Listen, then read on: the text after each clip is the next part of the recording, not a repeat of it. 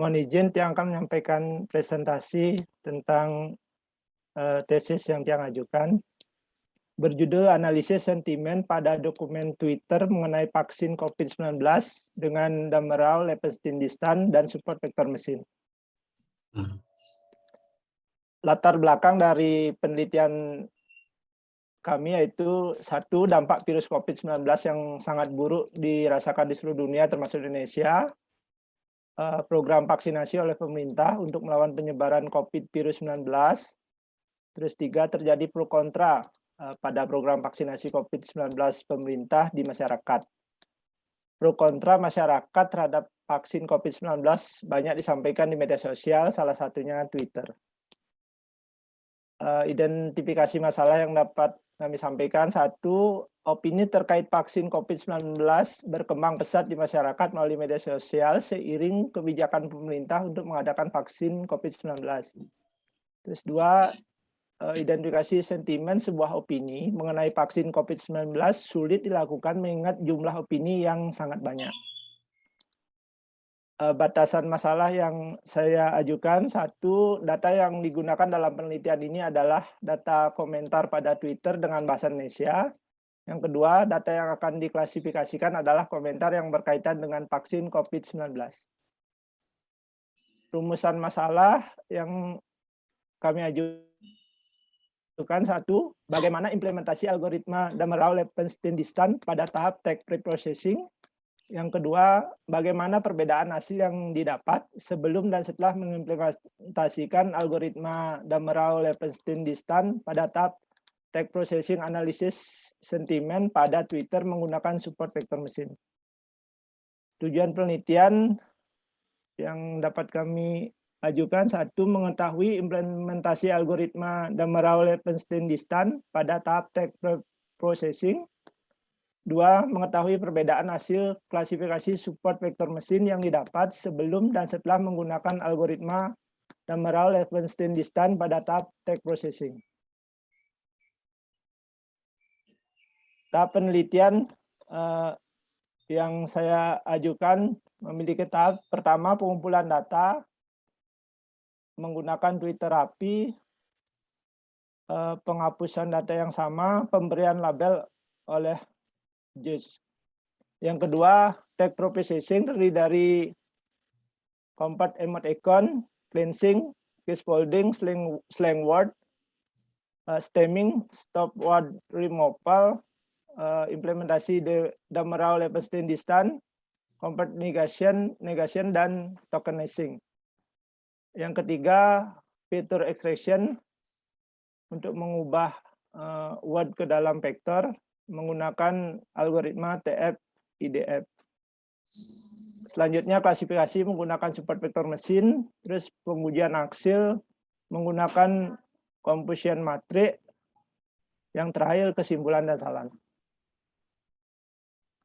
Pengumpulan data dilakukan dengan Twitter API memberikan 4 buah key, yaitu consumer key, consumer secret key, access token, dan access token. Keyword yang dipakai yaitu vaksin COVID dan vaksin corona.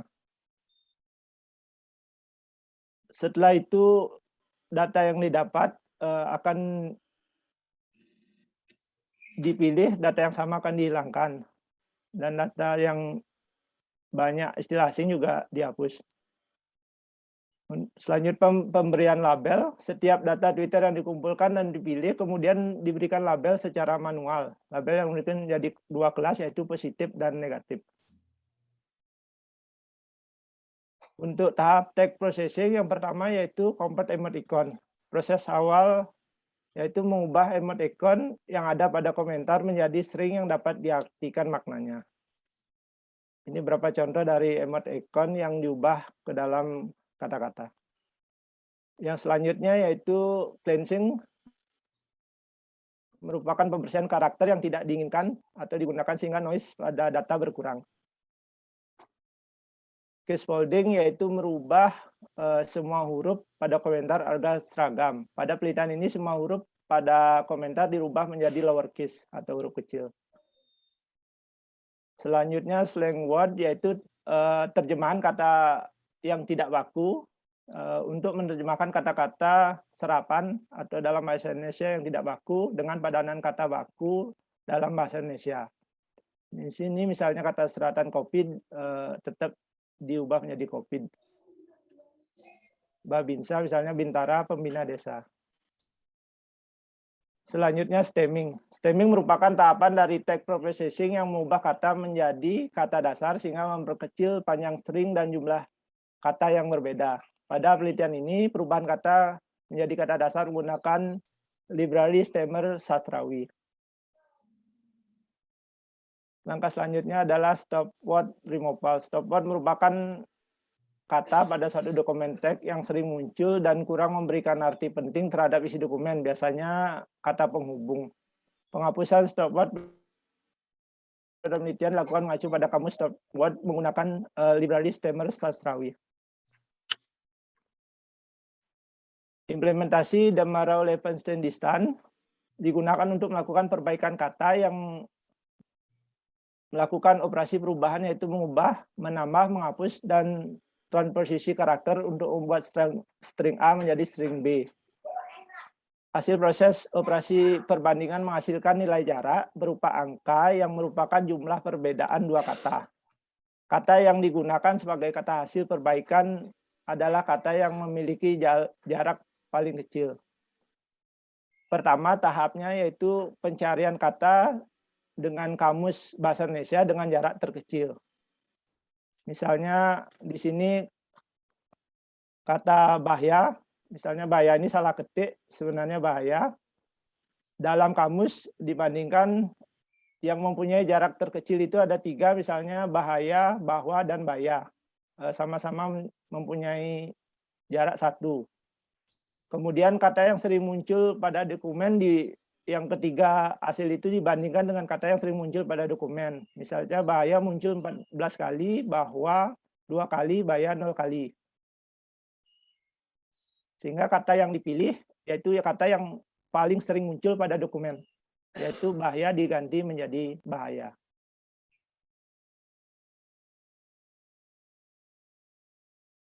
Ini kode Python saya lampirkan. Kemudian compat negation. Compat negation merupakan proses mengubah kata negasi atau menggabungkannya dengan kata setelahnya agar menjadi satu kesatuan kata, misalnya tidak ada menjadi X ada. Tokenizing adalah tahap pemotongan string input berdasarkan tiap kata penyusunnya. Pemecahan komentar Twitter pada penelitian ini menggunakan spasi sebagai acuan.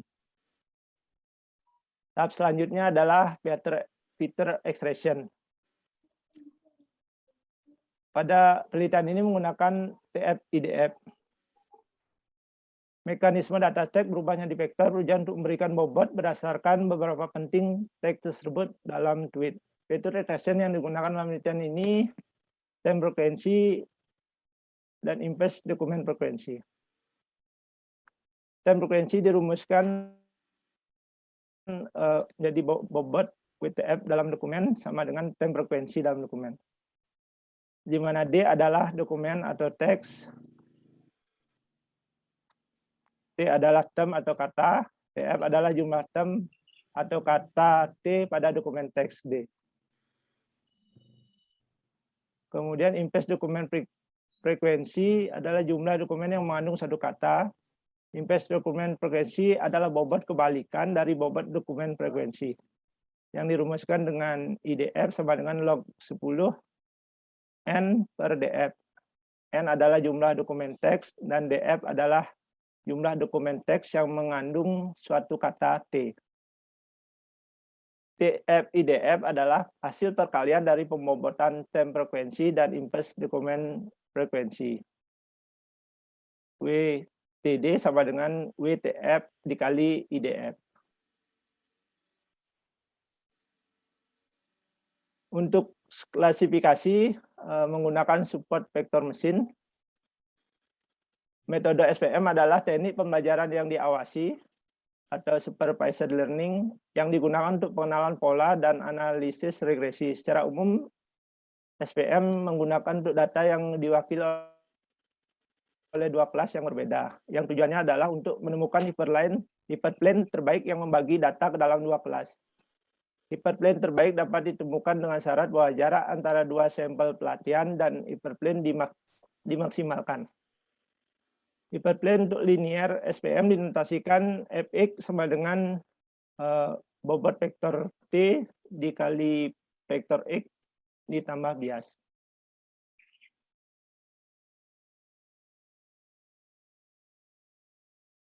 Untuk pengujian SPM menggunakan algoritma Dammeral-Lespenten distance pada tag processing dengan jumlah data total yaitu 1473, data yang berlabel positif 739 dan label negatif 734.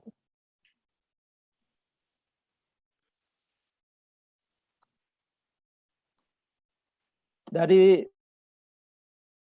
pengujian dihasilkan true positif 186 dan true negatif 189. Akurasi 84,48%, rekal positif 87,74%, rekal negatif 82,17%, precision positif 81,94%, precision negatif 87,91%. Untuk pengujian tanpa algoritma Dammeral-Lespenten distance pada tag processing menggunakan data dengan jumlah yang sama, menghasilkan akurasi 83,03%, rekal positif 85,85%, rekal negatif 80,43%, precision positif 80,18%, dan precision negatif 86,05%.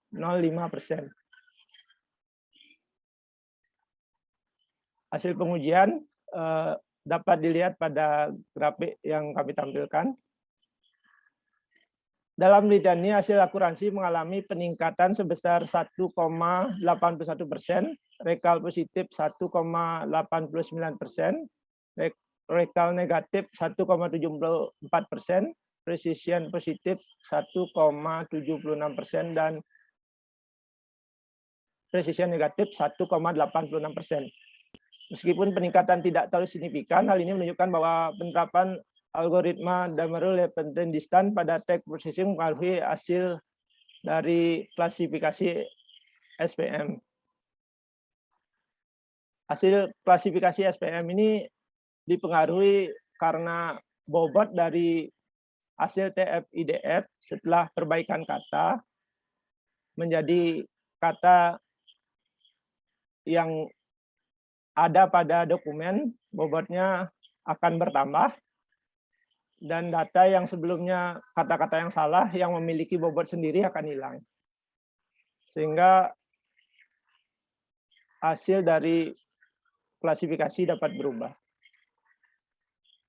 Selain perubahan hasil akurasi, juga pada percobaan terjadi penambahan waktu proses pada tag processing.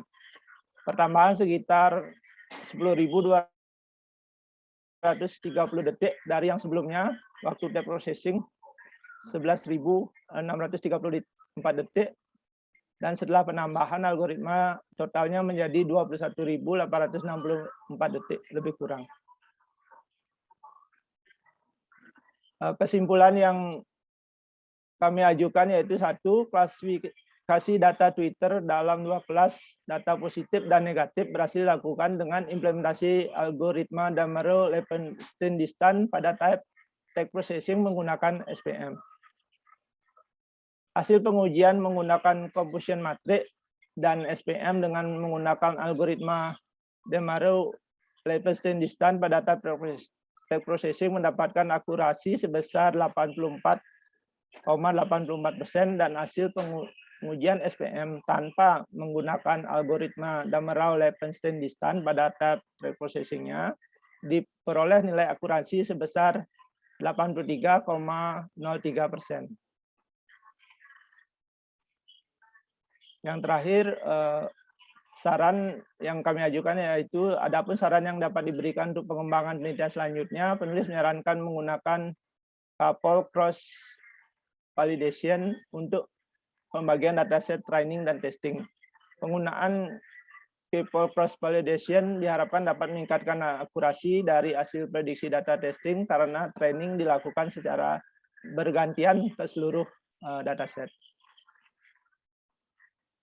Demikian yang dapat saya sampaikan.